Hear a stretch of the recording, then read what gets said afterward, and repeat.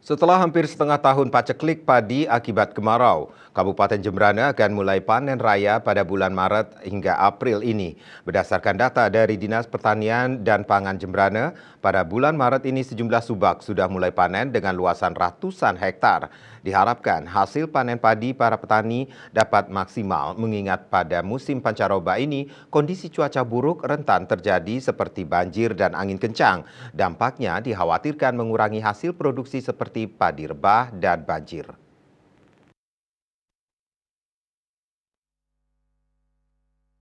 PLT Kepala Dinas Pertanian dan Pangan Made Yase mengatakan berdasarkan laporan dari petugas penyuluh lapangan PPL dan subak-subak, dipastikan pada Maret dan April ini mulai panen raya.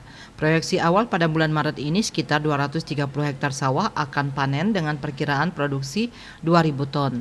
Disusul pada bulan April lebih dari 1.000 hektar sawah akan panen padi. Jumlah produksi itu bisa saja berkurang bila mana hasil produksi petani tidak maksimal, salah satu pemicunya cuaca buruk. Dengan usia padi yang tinggal beberapa minggu panen dan sudah berbulir, memungkinkan rebah ketika terjadi angin kencang atau bencana lain seperti banjir, dampak hujan intensitas tinggi. Musim panen saat ini menurutnya memang hampir berbarengan dengan musim pancaroba dengan kewaspadaan bencana alam seperti angin kencang dan hujan intensitas tinggi. Surya Dharma Bali Pos melaporkan.